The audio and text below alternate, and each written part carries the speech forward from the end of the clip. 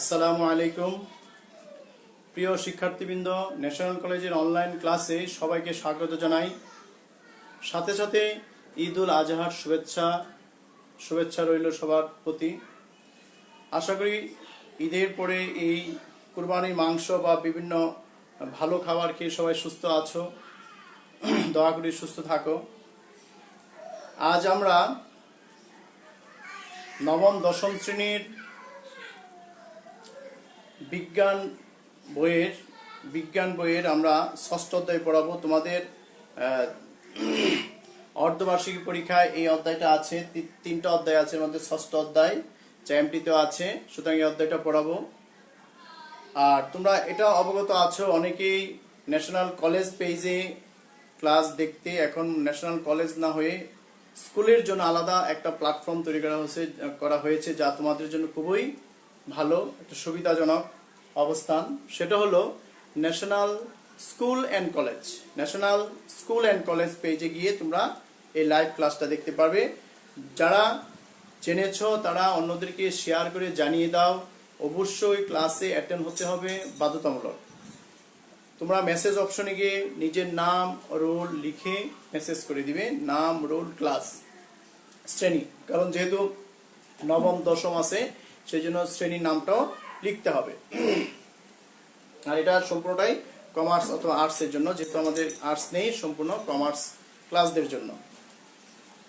আজকে পড়াবো আমি ষষ্ঠ অধ্যায় পলিমারকরণ। মানে পলিমারকরণ সম্পূর্ণ শব্দটাই মনে হয় নতুন, কিন্তু এটার ব্যবহার আমরা প্রতিনিয়ত করি। যদি আমি বলি আমার গেঞ্জিটা, এটা একটা পলিমারকরণ। চশমার কথা যদি বলি, এটা একটা পলিমারকরণ। আমি যদি বলি কি দিয়ে তৈরি, মনে হয় প্লাস্টিক দিয়ে তৈরি, এটা একটা পলিমারকরণ। এটা একটা পলিমার। সুতরাং আমরা প্রতিনিয়ত এমন কোনো বস্তু আমি দেখি না যে পলিমার ব্যবহার হয় না। সুতরাং সর্বস্তরে পলিমারকরণ ব্যবহার করা হয়। তার মানে পলিমারটা কি? পলিমার হচ্ছে একটা গ্রিক শব্দ, যা পলি এবং দুইটা শব্দের সমন্বয়ে গঠিত। আচ্ছা, আমার লাইভ ক্লাসটা কি দেখা যাচ্ছে কিনা তোমরা একটু শিওর হয়ে মেসেজ দাও যে সাউন্ড অথবা পিকচার বা ছবি দেখা যাচ্ছে কিনা, সেটা হলে একটু সুবিধা হয়। লাইভ ক্লাসে কেউ এখনো আসে নাই, আশা করি আসবে ইনশাআল্লাহ। সুতরাং দৈনন্দিন জীবনে আমাদের পলিমারের ব্যবহার অনেক আছে। আমাদের চোখের সামনে এমন কোনো কিছু নেই যা পলিমার না। তার মানে প্রত্যেকটা বস্তুই পলিমার বলা যেতে পারে। যেমন থালা বাসন, বৈদ্যুতিক সুইচ বলো, কার্পেট বলো, কাপড় বলি, আমি যে পরিধান করছি কাপড় সেটা বলো, পিভিসি পাইপ বা পলিথিন ব্যাগ।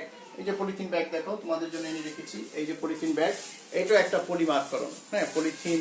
তারপর এই প্লেট, মেলামাইন প্লেট, এটা একটা পলিমার। প্লাস্টিক। তারপর এটা কি? এটা সবাই দেখো, প্রাণ কোম্পানির সুইটমিট, দই, মিষ্টি দই। এই যে বক্সটা তৈরি করা হলো, এটা একটা পলিমার, মানে কিছু উপাদান মিলিয়ে তৈরি করা হয়েছে। এই পলিমারটা কিন্তু কয়েক রকমের হয়। যেমন এটা হচ্ছে কৃত্রিম, এই প্লাস্টিক, এটা পলিথিন। কি আমরা এই পলিথিন কিভাবে তৈরি হয় সেটাও আছে দেখাবো, যে পলিমার মানে কৃত্রিম পলিমার যা মানুষের তৈরি করে। আর যেমন আমি গেঞ্জি পরেছি, এটা সুতি যদি হয়, সুতির কাপড়। যেমন এই এটা দেখো, এই যে একটা আমার হাতে একটা ক্যাপ আছে, ক্যাপের দিকে যদি তাকায়, এটা পাট দিয়ে তৈরি, পাট। হ্যাঁ, পাটটা অবশ্যই প্রাকৃতিক ভাবে হয়। সেটা কি দিয়ে হয়? পাট ক্ষেত থেকে, পাটের গাছ থেকে, পাটের কাছে আঁশ থাকে, সেই আঁশ থেকে তন্তু হয়, তন্তু থেকে সুতা হয়, সুতা থেকে কাপড় হয়, সেটা আমরা পরিধান করি। সুতরাং আমরা পলিমার সম্পর্কে বিভিন্ন আলোচনা করব। এর আগে আমরা জানি পলিমার শব্দটির কোথায় থেকে এসেছে। পলিমার শব্দটি গ্রিক শব্দ পলি এবং মেরোস, এই দুইটা শব্দের সমন্বয়ে পলিমার শব্দটি কি? গ্রিক শব্দ।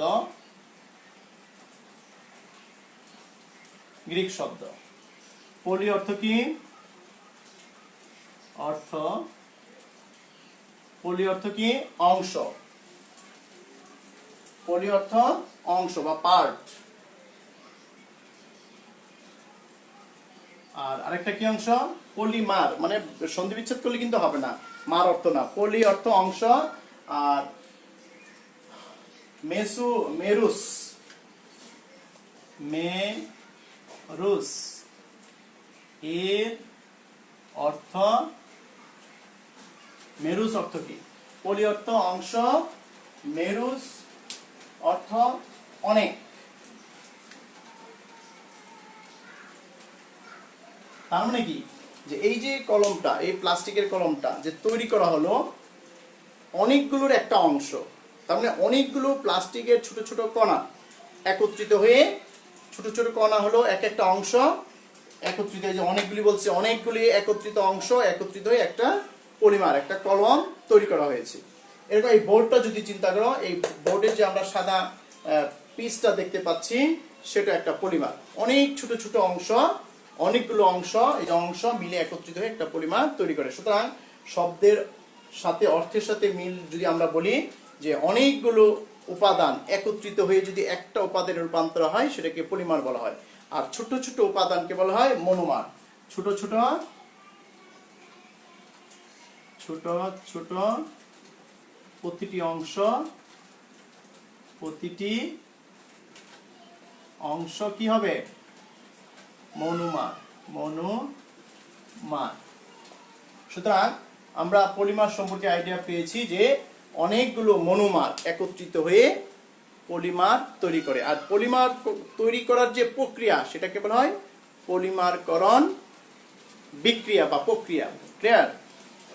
সুতরাং আমরা পলিমারকরণ, পলিমার কি শব্দ সেটা বুঝতে পেরেছি, যে অনেকগুলো অংশ, অনেকগুলো উপাদান একত্রিত, একই জাতীয় উপাদান হতে হবে, ভিন্ন উপাদান হলে হবে না। অনেকগুলো প্লাস্টিকের কণা, ছোট ছোট কণা একত্রিত হয়ে পলিমার তৈরি করে। আর পলিমার তৈরি করার প্রক্রিয়াটাকে বলা হয় পলিমারকরণ বিক্রিয়া বা প্রক্রিয়া।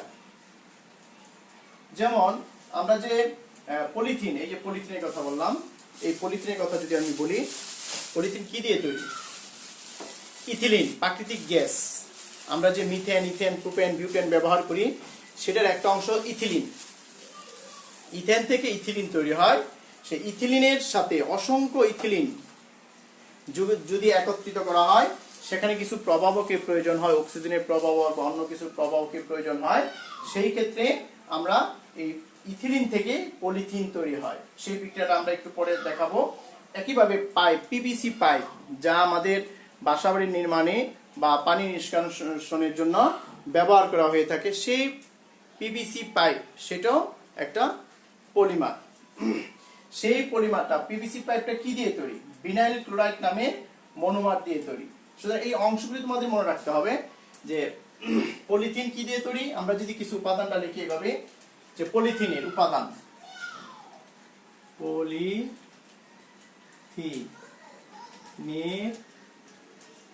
উপাদান কি? ইথিলিন। ইথিলিন লিখে নাও, খাতায় অবশ্যই লিখতে হবে যে উপাদানটা কি। তার মানে এটা হচ্ছে মনোমার, ইথিলিন হচ্ছে মনোমার। পিভিসি পাইপ, আমি যদি সাংকেতিক চিহ্ন দিতে পারি অথবা এইভাবে লিখি, বাংলায় লিখি পিভিসি পাইপ, পিভিসি পাইপ। ঠিক আছে? এই পিভিসি পাইপের উপাদান হচ্ছে ভিনাইল ক্লোরাইড। ভিনাইল ক্লোরাইড, এই ভিনাইল ক্লোরাইড। তোমরা যে কোনো অংশ, যে কোনো অধ্যায়, যে কোনো চ্যাপ্টার যদি তুমি খন্ড খন্ড করে শিখো, ছোট ছোট প্রশ্নগুলি শিখো, তবে সবচেয়ে উপকৃত হবে। যেমন পলিথিন আমরা অহরহ ব্যবহার করি। এই পলিথিন কি দিয়ে তৈরি জানার প্রয়োজন মনে হয় না? যে আমরা জানি এই পলিথিন প্রকৃতির জন্য দূষণের প্রধান কারণ বর্তমান যুগে। এই পলিথিন কি দিয়ে তৈরি? ইথিলিন দিয়ে তৈরি। ইথিলিনটা কোথায় থেকে আসে? প্রাকৃতিক গ্যাস যে আমরা ব্যবহার করি ওটারই একটা অংশ। সুতরাং এটা দূষণীয় না, বা দূষণযোগ্য একটা পদার্থ যা ভাইরাস ব্যাকটেরিয়া এটাকে ধ্বংস করতে পারে না। পিভিসি পাইপ, ভিনাইল ক্লোরাইড দিয়ে তৈরি, যা আমরা যেমন বিভিন্ন অ্যাড দেয় দেখবা বিভিন্ন কোম্পানির, যে হাতি পাড়া দিচ্ছি তাও পাইপটা ফেটে যায় না। এটা এতই মজবুত যে একটা বড় হাতি যদি এর উপর দিয়ে যায় হাঁটে, তারপর এই পাইপটা নষ্ট হয় না। ঠিক আছে, এই পিভিসি পাইপ যা আমরা পানি নিষ্কাশনের জন্য ব্যবহার করা হয় ফ্ল্যাট বাড়িতে। এরপরে যদি আমরা বলি আরো, সুতরাং এখানে ভিনাইল ক্লোরাইড হচ্ছে একটা মনোমার।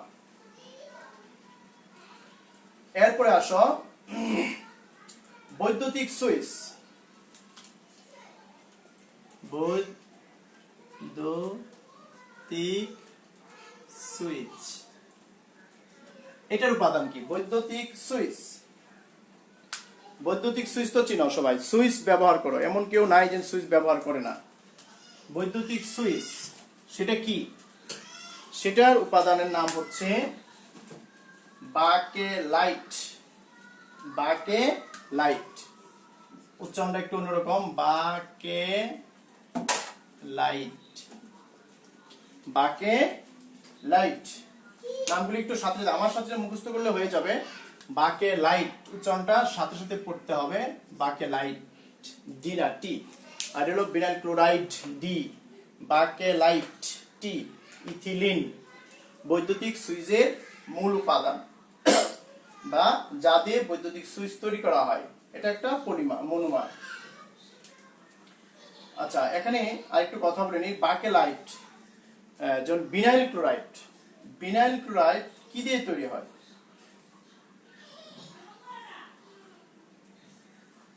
বাকেলাইট এটার মূল উপাদানটা হলো ফেনল ও ফর্মালডিহাইড। এই যে বাকেলাইট যে তৈরি করা হয়, এটার একটা যৌগ, এটা কি দিয়ে তৈরি হয়? ফেনল, ফেনল, সরি, ফেনল যোগ ফর্মালডিহাইড, ফর্মালডিহাইড, ফর্মালডিহাইড, ফর্মালডিহাইড, রশ্মি বাদ পড়েছে। ফেনল, ফেনল কি? এই যে ইথিলিন বলছি, এগুলি সব একই জৈব যৌগ, এগুলো হচ্ছে রাসায়নিক উপাদান। ফর্মালডিহাইড এটা একটা রাসায়নিক উপাদান, এগুলো তোমরা কেমিস্ট্রিতে দেখেছো। ফর্মালডিহাইড সম্পর্কে আমরা আরো জানি, যার দ্বারা কি বলে বিভিন্ন প্রাণী সংরক্ষণের জন্য ব্যবহার করা হয়, যা আমরা বর্তমানের জন্য একটা দূষণীয় পদার্থ, যা আমরা মাছ মাংসে বা মাছে ব্যবহার করে কি তাজা রাখার জন্য, বা কি বলা হয় যাতে নষ্ট না হয়। কিন্তু ফর্মালডিহাইড ব্যবহার করা হয় যাতে উপাদানটা কি থাকে, যেমন কোনো প্রাণী যদি পচে যায়, যেমন আমরা ল্যাবে ব্যবহার করি বিভিন্ন উদ্ভিদ, বিভিন্ন প্রাণী সংরক্ষণের জন্য আমরা ফর্মালডিহাইড ব্যবহার করে থাকি ল্যাবরেটরিতে। আর ফেনল কি? যেমন ইথিলিন কি? এই C2H2 একটা পদার্থ। এই ফেনল কি? CH3OH, এটা ফেনল। যদি রাসায়নিক সংকেত বলি, এরকম ফর্মালডিহাইডের সংকেত আছে, ফেনলের সংকেত। সুতরাং মিথেন, মিথেন থেকে ফেনল উৎপন্ন হয়, মিথেন, CH4, মিথেন, যা আমরা রান্না কাজে ব্যবহার করি, ওইগুলো থেকেই ফেনল উৎপন্ন হয়। ক্লিয়ার? সুতরাং আমরা এই কতগুলো উপাদানের কথা বললাম। এরপরে আসো আমরা যে ব্যবহার করি থালা বাসন, এই যে দেখো আমার বাসার খাবারের থালা, তাই না? এই থালাটা কি দিয়ে তৈরি হয়? জানতে ইচ্ছা হয় না? যে হাতেতে পড়লেও কিন্তু হ্যাঁ, অনেক জোরে পড়লে ফেটে যায়, তাহলে কিন্তু ভালোই থাকে, তাই না? অনেক দিন ব্যবহার করা যায়। এই প্লেটটা কি দিয়ে তৈরি? এই প্লেটটা হচ্ছে মেলামাইন বলা হয়, মেলামাইন থালা বাসন, রেজিন নামে, মেলামাইন রেজিন নামক পলিমার, মেলামাইন রেজিন। আমরা সেটা একটু দেখি। মেলামাইন কিটা, এটার নাম কি বলো? মেলামাইন থালা বাসন, মেলামাইনই বলি, লিখি আমি, মেলামাইন,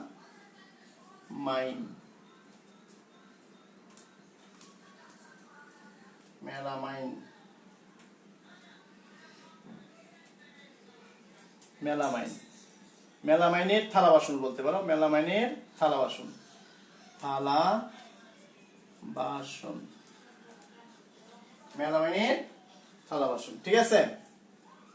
এটা কি দিয়ে তৈরি? মেলামাইনের থালা বাসন কি দিয়ে তৈরি হয়? মেলামাইনের থালা বাসন দিয়ে কি তৈরি হয়? মেলামাইন হচ্ছে মেলামাইন রেজিন নামক পলিমার। এটার মেন উপাদানটা হচ্ছে মেলামাইন।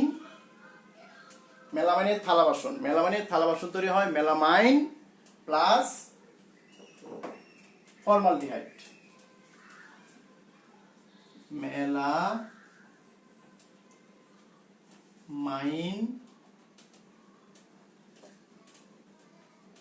যোগ ফর্মালডিহাইড,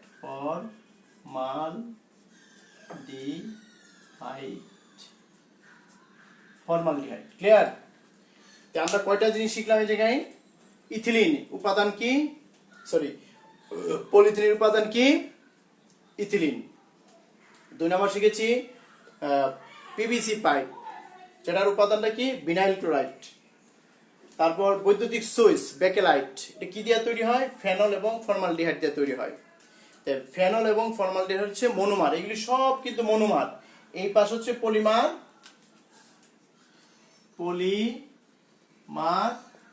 আর এটা হচ্ছে মনোমার। তার মানে পলিমার তৈরি করতে হলে মনোমারের প্রয়োজন। যেমন দেখো 2টা মনোমার ব্যবহার করা হয়েছে বৈদ্যুতিক সুইচ ব্যবহার করার জন্য।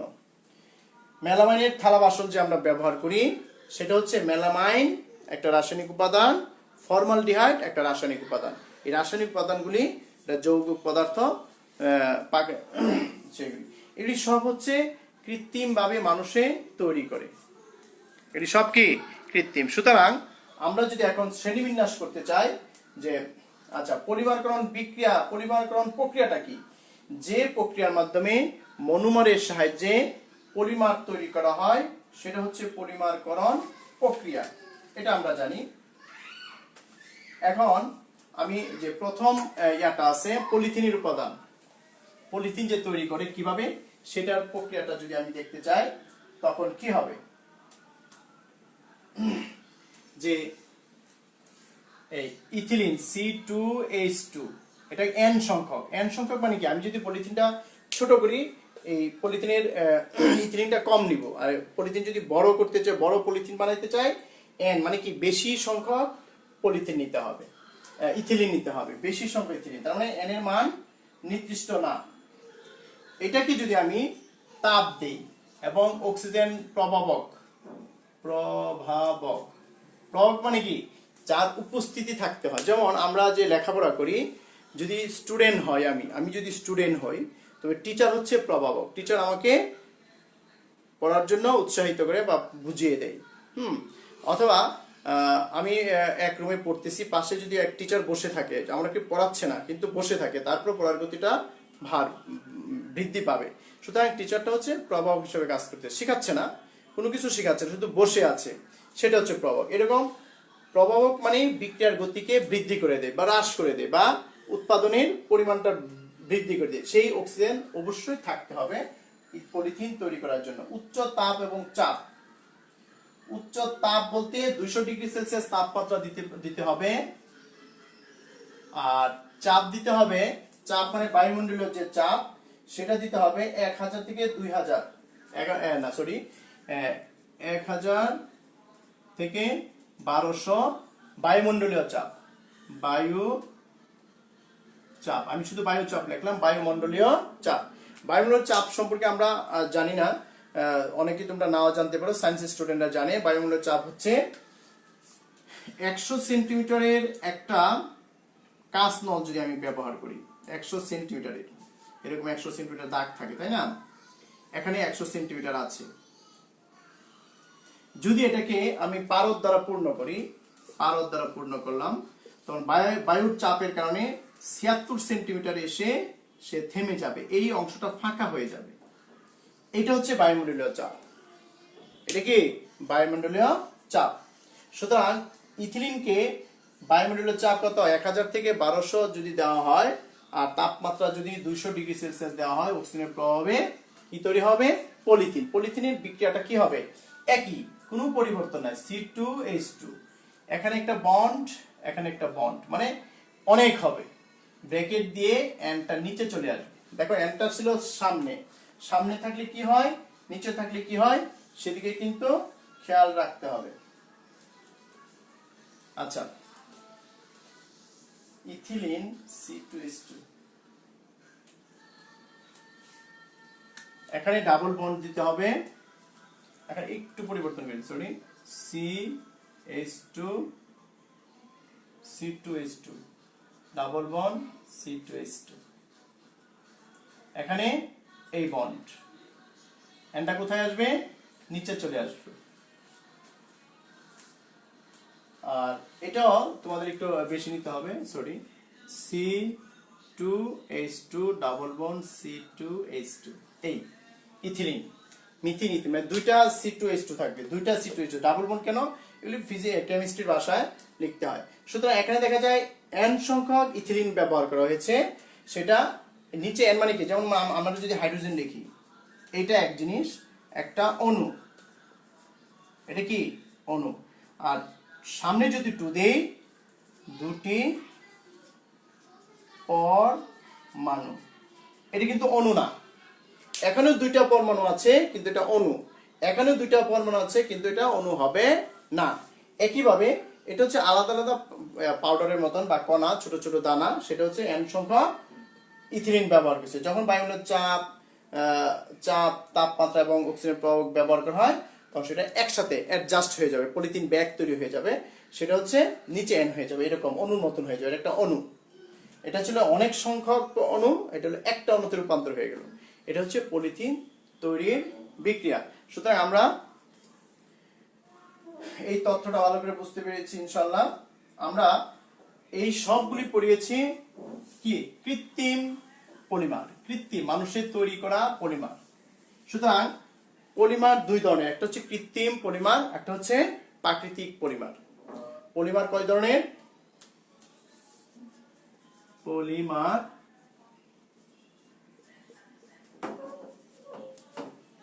দুই প্রকার। পলিমার কয় প্রকার, দুই প্রকার, একটা হচ্ছে কৃত্রিম, কৃত্রিম সম্পর্কে আমরা এতক্ষণ আলোচনা করেছি।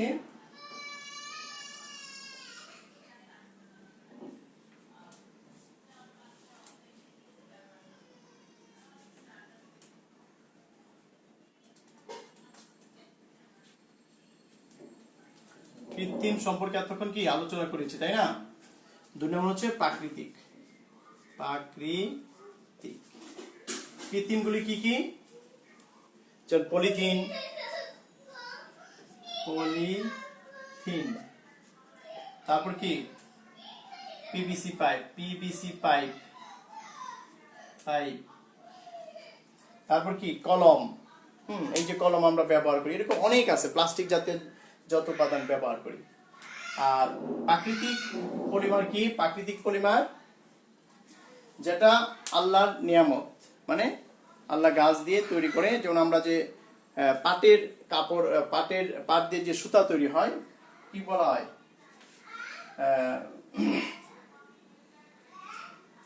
সেটার কথা বলা হয়েছে। আগামী ক্লাসে আমরা এই সুতার সম্পর্কে বা তন্তু সম্পর্কে আলোচনা করব। প্রাকৃতিক পলিমার হচ্ছে যেমন বলা যায় তুলা দিয়ে যে সুতা হয়, হ্যাঁ, কাপড়, কাপড়ও কিন্তু অনেক রকম, একটা সুতি কাপড়, একটা হচ্ছে কি প্লাস্টিকের কাপড়ের মতো, সেটা হলো কি লাইলন কাপড় বা পলিস্টার কাপড়, সেটা আবার আরেক রকম কৃত্রিম কাপড়, কৃত্রিম ভাবে তৈরি করা হয়। তাই এই কাপড় তৈরি করা হয় অনেক উপাদান দিয়ে, উদ্ভিদ উপাদান, প্রাণীজ উপাদান দিয়ে। আগামী ক্লাসে সেই সম্পর্কে আমরা আইডিয়া নিব। আজকে শুধু পলিমার কি, পলিমারের প্রাকৃতিক কৃত্রিম পলিমারের যে প্রস্তুত প্রণালী আছে একটা দেখিয়েছি, আর বিভিন্ন নামটা শিখিয়েছি। আর আগামী ক্লাসে আমরা প্রাকৃতিক তন্তু বা শুধু তন্তু সম্পর্কে জানবো। আর তোমরা আজকে আর বাকিটা অগ্রসর হই নাই, কারণ অনেক স্টুডেন্ট অনুপস্থিত, অনেকে আসে নাই বা জয়েন হয় নাই। আশা করি আগামী ক্লাসে তোমরা থাকবে। প্রতি সপ্তাহে বিজ্ঞান ক্লাস দুটা হবে, দুটা একটু ক্লাসটা একটু দেখে নিও কোন কোন দিন। আজকে মনে তো থাকবেই, সেটা হলো বৃহস্পতিবার 3টায়। আরেকটা ক্লাস আছে, তোমরা একটু রুটিনটা দেখে নিও। আশা করি সবাই ক্লাসে জয়েন হবে সঠিক সময়ে এবং ক্লাসগুলি ভালো করে দেখবে এবং অন্যদেরকে সেটা শেয়ার করবে। সবাই ভালো থেকো, সুস্থ থাকো। খোদা হাফেজ। আসসালামু আলাইকুম।